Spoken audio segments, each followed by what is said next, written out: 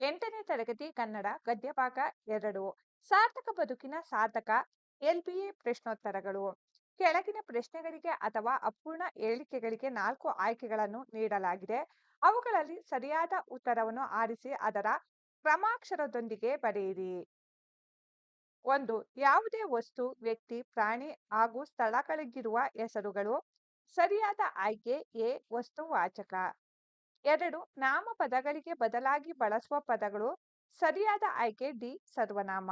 3. ಸಚಿ ತುಂಬಾ ಒಳ್ಳೆಯ ಹುಡುಗ ಈ ವಾಕ್ಯದಲ್ಲಿರುವ ಗುಣವಾಚಕ ಪದ. ಸರಿಯಾದ ಆಯ್ಕೆ ಸಿ ಒಳ್ಳೆಯ. 4. ಕೆಳಗಿನವುಗಳಲ್ಲಿ ಅನ್ವರ್ಥ ನಾಮಕ್ಕೆ ಉದಾಹರಣೆ. ಸರಿಯಾದ ಆಯ್ಕೆ ಬಿ ವಿದ್ಯಾರ್ಥಿ.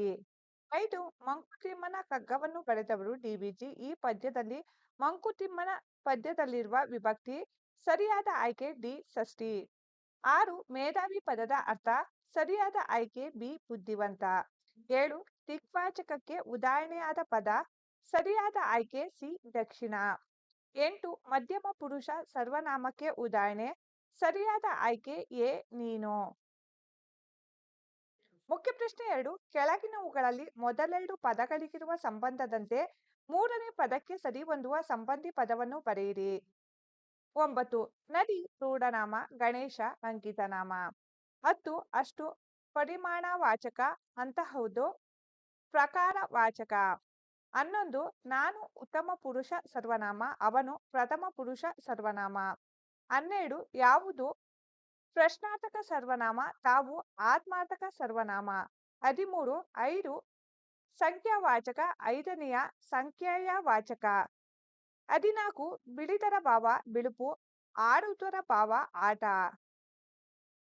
ಪ್ರಶ್ನೆ 2. ಕೆಳಗಿನ ಪ್ರತಿಯೊಂದು ಪ್ರಶ್ನೆಗಳಿಗೂ ಒಂದೊಂದು ವಾಕ್ಯದಲ್ಲಿ ಉತ್ತರ ಬರೆಯಿರಿ. ಪ್ರಶ್ನೆ ಸಂಖ್ಯೆ 15. ಡಿವಿಜಿಯವರ ಹುಟ್ಟೂರು ಯಾವುದು? ಉತ್ತರ. ಡಿವಿಜಿಯವರ ಹುಟ್ಟೂರು ಕೋಲಾರ ಜಿಲ್ಲೆಯ ಮುಳಬಾಗಿಲು.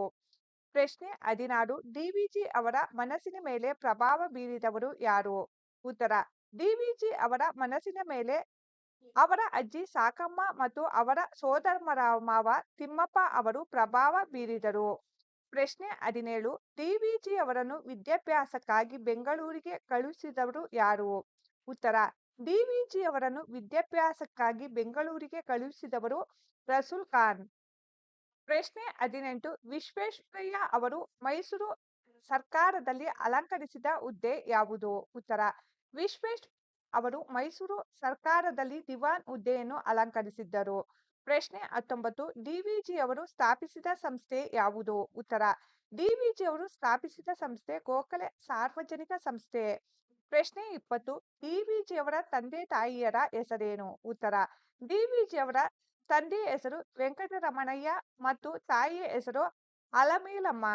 ಪ್ರಶ್ನೆ 21. ಡಿವಿಜಿ ಅವರು ಲೋಯರ್ ಸೆಕೆಂಡರಿ ಶಿಕ್ಷಣವನ್ನು ಯಾವ ಶಾಲೆಯಲ್ಲಿ ಪೂರ್ಣಗೊಳಿಸಿದರು? ಉತ್ತರ. ಡಿವಿಜಿ ಅವರು ಲೋಯರ್ ಸೆಕೆಂಡರಿ ಮುಳಬಾಗಿನ ಆಂಗ್ಲೋ ವರ್ನಾಕ್ಯುಲರ್ ಶಾಲೆಯಲ್ಲಿ ಪೂರ್ಣಗೊಳಿಸಿದರು. ಪ್ರಶ್ನೆ 22. ಡಿವಿಜಿ ಅವರು ತಮ್ಮ ಸೋದರ ಮಾವನನ್ನು ಯಾವ ಕೃತಿಯಲ್ಲಿ ಚಿತ್ರಿಸಿದ್ದಾರೆ? ಉತ್ತರ. ಡಿವಿಜಿ ಅವರು ತಮ್ಮ ಸೋದರ ಮಾವನನ್ನು ಮಂಕುತಿಮ್ಮನ ಕಗ್ಗ ಕೃತಿಯಲ್ಲಿ ಚಿತ್ರಿಸಿದ್ದಾರೆ.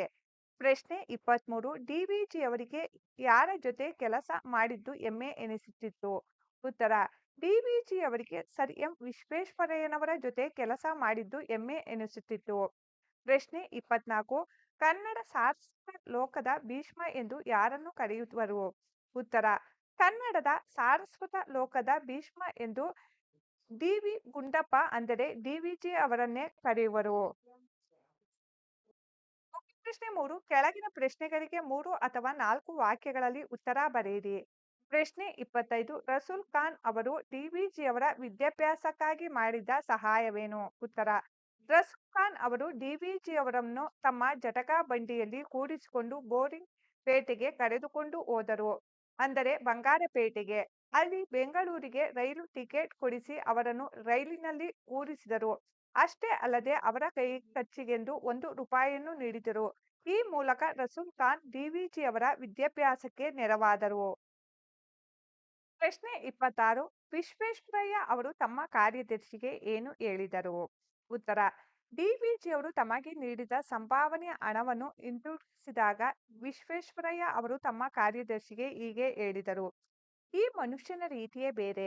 ಇವರಿಗೆ ನಾವು ಹಣವನ್ನು ಕೊಡಲು ಬರುವುದಿಲ್ಲ. ಅದನ್ನು ವಾಪಸ್ ತೆಗೆದುಕೊಳ್ಳಿ ಎಂದು ಹೇಳಿದರು. ಪ್ರಶ್ನೆ 27.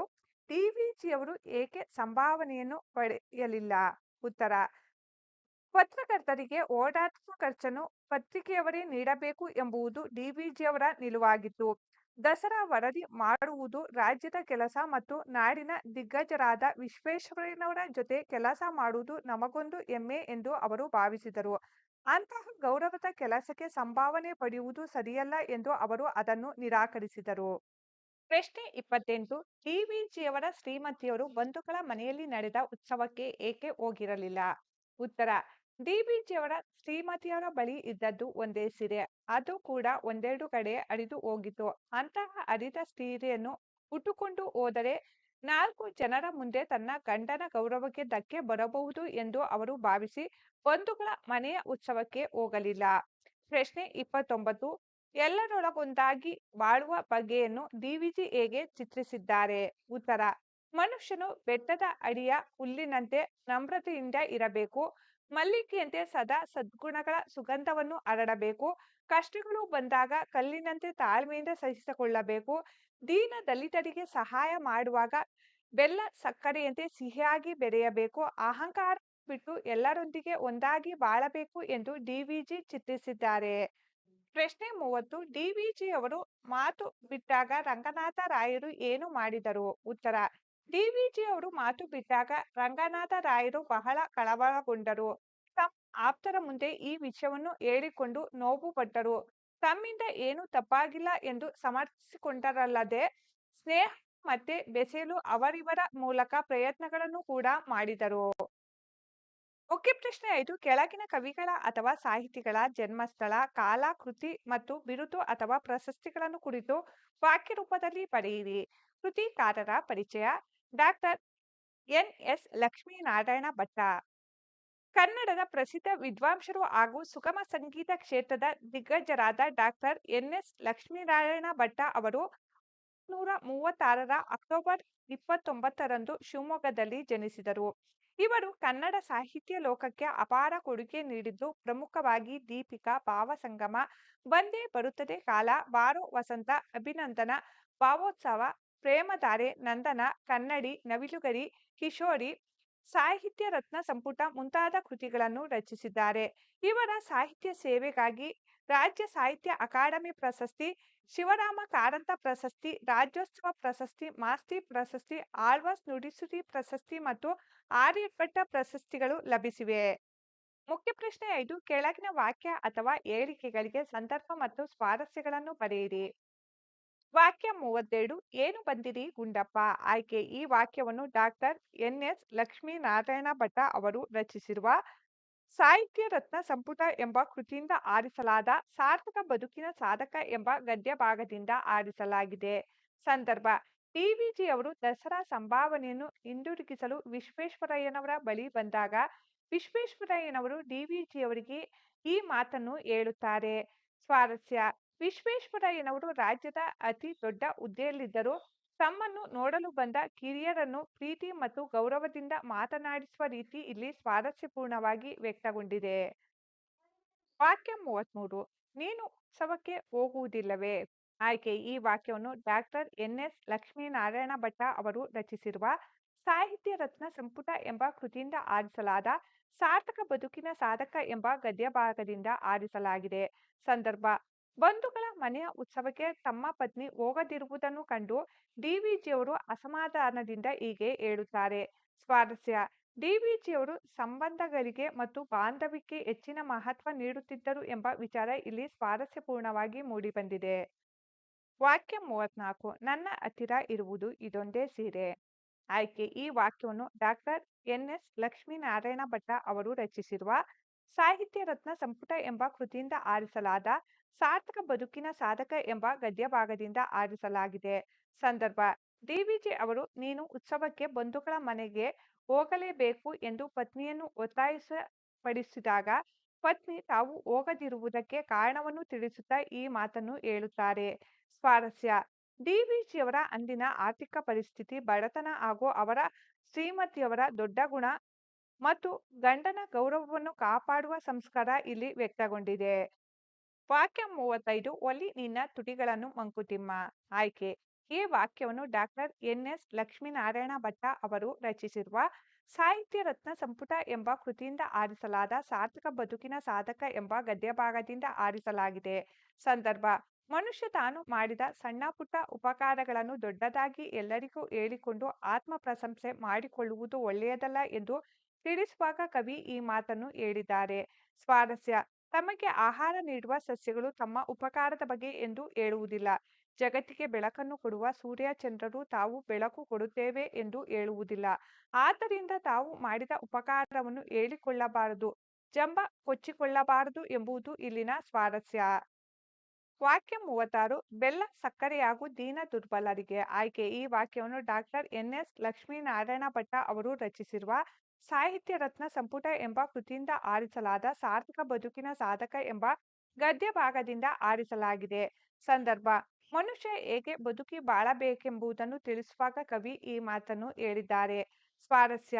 ನಾವು ನಿರಾಕಾರಿಗಳಾಗಿರಬೇಕು, ಕಷ್ಟಗಳನ್ನು ಸಹಿಸಿಕೊಳ್ಳಬೇಕು ಮತ್ತು ಬಡವರಿಗೆ ಮತ್ತು ದೀನ ದುರ್ಬಲರಿಗೆ ಆಸರೆಯಾಗಬೇಕು ಎಂಬ ಮಾನವೀಯ ಮೌಲ್ಯಗಳು ಇಲ್ಲಿ ಸ್ವಾರಸ್ಯಪೂರ್ಣವಾಗಿ ವ್ಯಕ್ತಗೊಂಡಿವೆ. ವಾಕ್ಯ 37 ಹಣದ ಅನುಕೂಲವಿಲ್ಲ, ಓದು ಇಲ್ಲಿಗೆ ಸಾಕು. ಆಯ್ಕೆ. ಈ ವಾಕ್ಯವನ್ನು ಡಾಕ್ಟರ್ ಎನ್.ಎಸ್. ಲಕ್ಷ್ಮೀನಾರಾಯಣ ಭಟ್ಟ ಅವರು ರಚಿಸಿರುವ ಸಾಹಿತ್ಯ ರತ್ನ ಸಂಪುಟ ಎಂಬ ಕೃತಿಯಿಂದ ಆರಿಸಲಾದ ಸಾರ್ಥಕ ಬದುಕಿನ ಸಾಧಕ ಎಂಬ ಗದ್ಯ ಭಾಗದಿಂದ ಆರಿಸಲಾಗಿದೆ. ಸಂದರ್ಭ. ಡಿ.ವಿ.ಜಿಯವರು ಮುಳಬಾಗಿನ ಆಂಗ್ಲೋ ಮೆರ್ಕ್ಯುಲರ್ ಶಾಲೆಯಲ್ಲಿ ಲೋಯರ್ ಸೆಕೆಂಡರಿ ಶಿಕ್ಷಣವನ್ನು ಮುಗಿಸಿದಾಗ ಡಿ.ವಿ.ಜಿಯವರ ತಂದೆ ಮತ್ತು ಅವರ ಅಜ್ಜಿ ಈ ನಿರ್ಧಾರವನ್ನು ಕೈಗೊಂಡರು.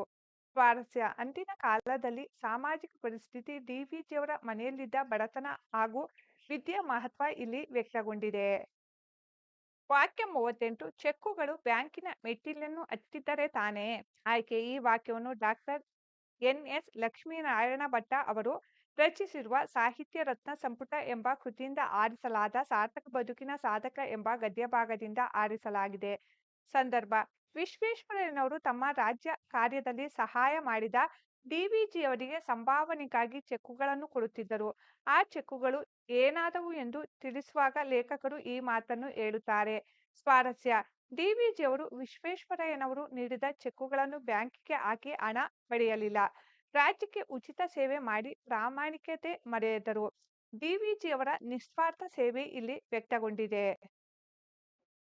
ಮುಖ್ಯ ಪ್ರಶ್ನೆ 6 ಕೆಳಗಿನ ಪ್ರಶ್ನೆಗಳಿಗೆ 8 ಅಥವಾ 10 ವಾಕ್ಯಗಳಲ್ಲಿ ಉತ್ತರ ಬರೆಯಿರಿ. ಪ್ರಶ್ನೆ 39 ಡಿ.ವಿ.ಜಿ ಅವರ ವ್ಯಕ್ತಿತ್ವವನ್ನು ಸಂಗ್ರಹಿಸಿ ಬರೆಯಿರಿ. ಉತ್ತರ. ಡಿ.ವಿ.ಜಿಯವರ ಮನೆಯಲ್ಲಿ ಕಡು ಬಡತನವಿದ್ದರೂ ತಾವು ಮಾಡಿದ ಸೇವೆಗೆ ಸರ್ಕಾರದಿಂದ ಕೊಡುವ ಸಂಭಾವನೆಯನ್ನು ನಿರಾಕರಿಸುತ್ತಿದ್ದರು. ಅಂತಹ ನಿಸ್ವಾರ್ಥಿಗಳಾಗಿದ್ದ ಅವರು ಶೀಲ, ವಿವೇಕ, ನಿಷ್ಪೃಷತೆ ಹಾಗೂ ಸ್ವಯಂ ಆರ್ಜಿತ ಪಾಂಡಿತ್ಯದಿಂದ ಕೂಡಿದ್ದರು.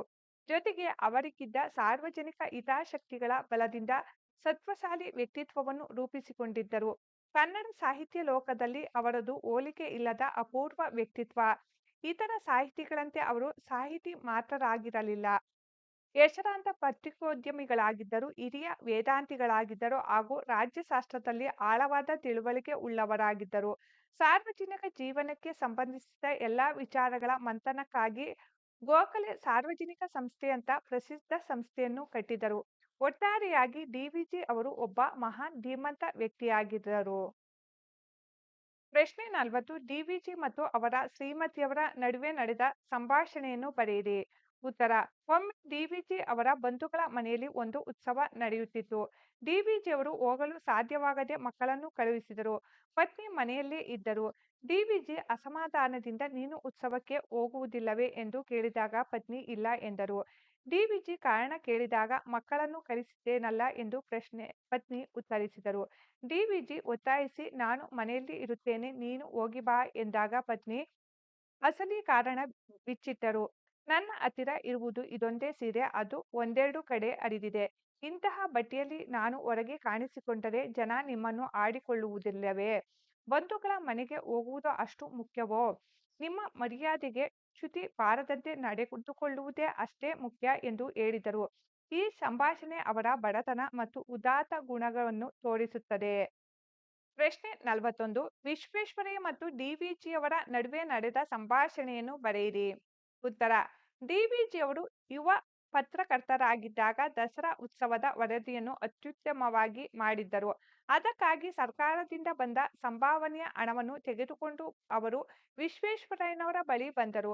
ವಿಶ್ವೇಶ್ವರಯ್ಯನವರು "ಏನು ಬಂದಿರಿ ಗುಂಡಪ್ಪ" ಎಂದು ಕೇಳಿದಾಗ ಡಿವಿಜಿಯವರು "ನನಗೆ ಈ ಹಣ ಏಕೆ ಕಳುಹಿಸಿದ್ದೀರಿ" ಎಂದು ಪ್ರಶ್ನಿಸಿದರು. ವಿಶ್ವೇಶ್ವರಯ್ಯನವರು "ದಸರಾ ಉತ್ಸವವನ್ನು ಚೆನ್ನಾಗಿ ವರದಿ ಮಾಡಿದ್ದೀರಿ, ಅದಕ್ಕಾಗಿ" ಎಂದರು. ಅದಕ್ಕೆ ಡಿವಿಜಿ "ವರದಿ ಮಾಡುವುದು ಪತ್ರಕರ್ತರ ಕರ್ತವ್ಯ, ಅದಕ್ಕೆ ಹಣ ಏಕೆ" ಎಂದು ಮರುಪ್ರಶ್ನಿಸಿದರು. ವಿಶ್ವೇಶ್ವರಯ್ಯನವರು "ಇದು ಹಳೆಯ ಪದ್ಧತಿ, ಓಡಾಟದ ಖರ್ಚಿಗೆ ಇರಲಿ" ಎಂದಾಗ ಡಿವಿಜಿಯವರು "ಖರ್ಚನ್ನು ಪತ್ರಿಕೆಯವರು ಕೊಡಬೇಕು, ಸರ್ಕಾರವಲ್ಲ. ನನಗೆ ಈ ಹಣ ಖಂಡಿತ ಬೇಡ" ಎಂದು ಖಡಾಖಂಡಿತವಾಗಿ ನಿರಾಕರಿಸಿದರು.